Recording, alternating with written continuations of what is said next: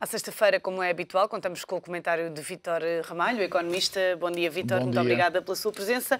E neste que é o nosso último encontro em 2012, peço-lhe um balanço do ano. Muito obrigado, antes de mais nada. O ano de 2012 foi fundamentalmente caracterizado por uma situação de desaceleramento da economia global. Este é o primeiro dado que é importante nós termos em atenção.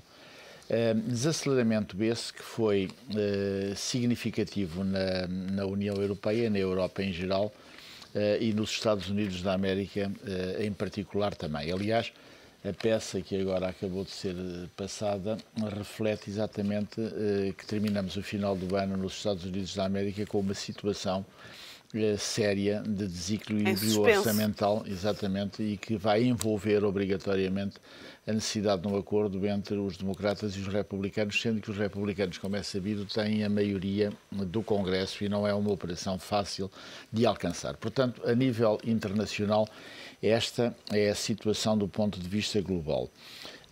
Com a Europa com um quadro bastante complicado e difícil, mas nós verificamos também que em 2013 esse desaceleramento da economia mundial ocorreu também nos chamados BRICS, ou seja, no Brasil, na Rússia, na Índia e na China. Situação que, aliás, era de alguma maneira previsível em função do peso que as economias, quer dos Estados Unidos, quer da Europa, têm no contexto mundial. Neste quadro, nós devemos ter muito em atenção, como consequência disto tudo, que é absolutamente fundamental a política estar ligada à economia e não tem estado, porque o primado da economia e das finanças sobre a política é hoje, infelizmente, uma constante à escala global. Neste ano de 2012, que factos significativos de natureza política é que ocorreram? Desde logo, a eleição de Obama nos Estados Unidos da América, que é um ato bastante relevante para o mundo em geral, que recria esperança, porque seria, na minha perspectiva, bastante negativo a eleição do republicano que se candidatou às eleições americanas. Por outro lado, houve também, do ponto de vista político, algumas questões que podem ser relevantes do ponto de vista do desaviamento em zonas do globo que estavam permanentemente e estão permanentemente sob o síndrome da crise e da crise política e eventualmente a resvalar para situações militares, como é o caso da Palestina.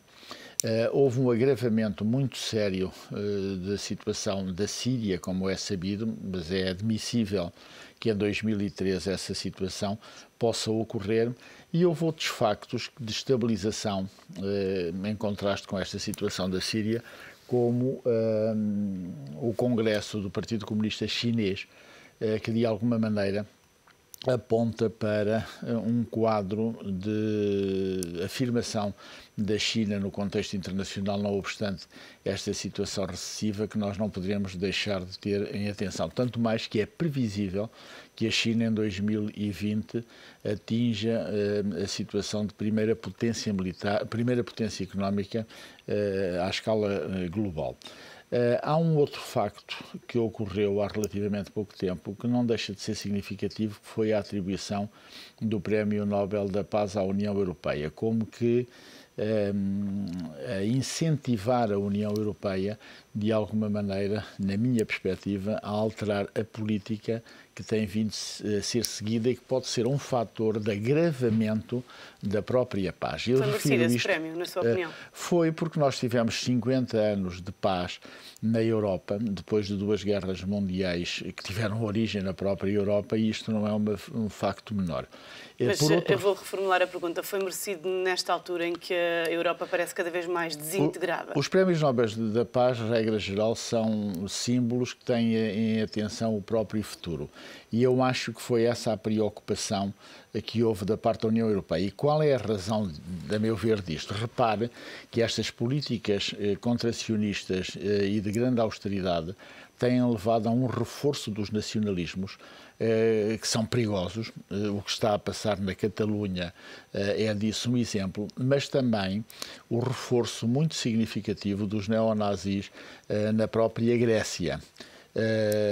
Nós não podemos desligar, como eu disse há pouco, a situação da economia da política, e isso não tem sido levado em atenção e propicia estes quadros de preocupação que, aliás, agora na composição do governo de catalão evidenciam por parte do líder e do atual responsável da Catalunha uma preocupação de levar mesmo por diante o referendo com pessoas que, de alguma maneira, concordam com a independência da Catalunha. Portanto, isto não está desligado desta política de austeridade. E em Portugal? Ora bem, em Portugal, no fundamental, e com um grande realismo, eu acho que nós não cumprimos os objetivos que tínhamos fixado e o próprio governo fixou. E isto deve ser dito com toda a clareza. Nós não cumprimos os objetivos relativamente ao déficit, nem à dívida, de tal forma que agora, inclusivamente com a alienação desta empresa muito significativa, que é uma empresa importante para Portugal, a ANA, mesmo com essa venda, nós não vamos cumprir os objetivos que a própria Troika fixou para o déficit. Isso para mim é completamente claro. Tal como houve um agravamento significativo da dívida, que passou os 120% do produto interno bruto, de igual modo do próprio desemprego, do investimento, que caiu em percentagem maior do que aquela que era estimável, e naturalmente também do consumo. Portanto, o quadro, do ponto de vista económico, não augura, na minha perspectiva, nada de bom, porque inclusivamente o próprio Orçamento de Estado tem duas situações que vão merecer em 2013 uma grande atenção. Em primeiro lugar, se vai ser cumprível ou não a própria execução, e eu acho que não vai ser cumprido. E isso o Governo vai estar à prova. O Governo vai estar à prova logo no primeiro trimestre, relativamente à execução orçamental, por um lado, e por outro lado, há matérias que todos os constitucionalistas referem, que são matérias com disposições do orçamento inconstitucionais, que seguramente vão determinar, mesmo na avaliação sucessiva da própria constitucionalidade, vão determinar por parte do Tribunal Constitucional seguramente uma conclusão no sentido de que esses preceitos não são preceitos em conformidade com a Constituição. E o Governo terá que encontrar alternativas. Tem que encontrar alternativas. Como é que vai encontrar alternativas? Essa é a questão, quando o próprio Governo aponta para a necessidade de um reforço de 4 mil milhões de euros de cortes na despesa no curto prazo. Eu acho que isto é a quadratura do círculo melhor, e será uma situação muito delicada para o Governo. Essa situação, do ponto de vista político, pode evoluir numa lógica, a meu ver, que é sempre previsível, negativa, desde logo no equilíbrio dos partidos da coligação, por um lado, e por outro lado numa pressão muito grande que vai surgir da componente social. O ano que acabou foi ainda caracterizado, e isso é importante referirmos rapidamente, pelo Congresso do Partido Comunista, que não trouxe nada de novo. O Partido Comunista invoca a necessidade de um governo patriótico e de esquerda. Isto é uma contradição nos seus termos. O patriotismo não está apenas na esquerda, por um lado, e por outro lado, quando fustiga o Bloco de Esquerda e quando fustiga o Partido Socialista, dá a sensação que a única alternativa é o próprio PCP, e isso é uma impossibilidade real de ser concretizado. Por outro lado, o Bloco de Esquerda teve também um congresso que, de alguma maneira, para quem está atento a estas questões, se traduziu numa maior abertura, nomeadamente relativamente ao Partido Socialista, o que é um dado novo, e vamos ver como é que o Congresso do Partido, que vai ter lugar também, do Partido Socialista, que vai ter lugar em 2013, aferirá, digamos, o seu posicionamento relativamente às próprias coligações e à alternativa. 2 pontos finais. 2013 vai ser caracterizado, portanto, pela execução orçamental. pela avaliação da constitucionalidade do orçamento, mas também pelas eleições autárquicas.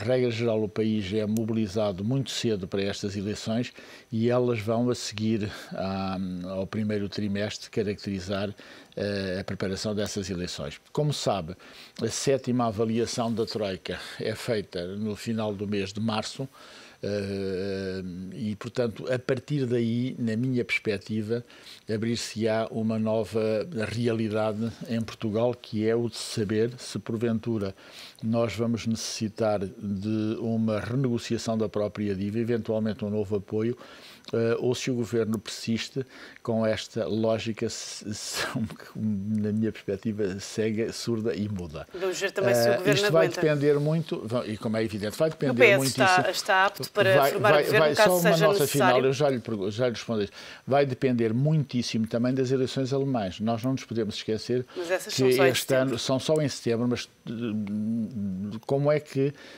resultará em termos da estabilidade governativa na Alemanha? Seguramente a senhora Merkel poderá, se tudo indica, voltar a ganhar, mas não vai ganhar com maioria absoluta. Que tipo de coligação vai fazer, uma vez que os liberais estão com uma situação muito deficitária? É admissível uma coligação com o SPD, o que de alguma maneira poderá vir a determinar um aligeiramento forte na contração da política. Relativamente ao Partido Socialista... Ontem ouvimos Carlos Zorrinho dizer que sim, que o PS estava pronto para formar governo caso fosse necessário. Vamos lá ver. Eu acho que nunca se deve falar nisso.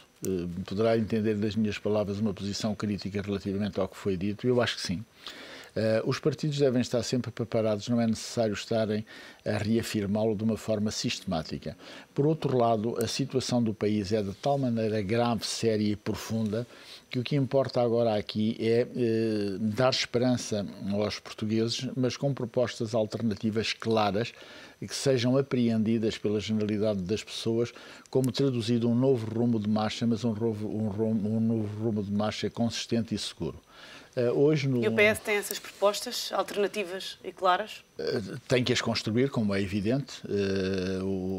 Como sabe, as eleições foram apenas há pouco mais de 1 ano e meio, as eleições em Portugal. Eu acho que é relativamente cedo. Agora, a situação vai se acelerar muitíssimo pelas contradições que vão ser geradas, pelas dificuldades que o Governo vai sentir e vai ter ainda mais, e por outro lado vai haver aqui novos dados, e termino mesmo com isto. Que novos dados é que vão surgir? Por exemplo, com esta venda da ANA, o valor que foi arrecadado com as privatizações, que era aquilo que era o objetivo da própria Troika, foram ultrapassados, porque estava previsto 5.000 milhões de euros e o valor global que já foi alcançado é de cerca de 6,4 mil milhões de euros. Ora, se isto é assim, nós temos como país de ponderar que todas as outras privatizações que estavam previstas, nomeadamente a TAP, os CTTs, a Par Pública, as Águas, a RTP e por aí fora.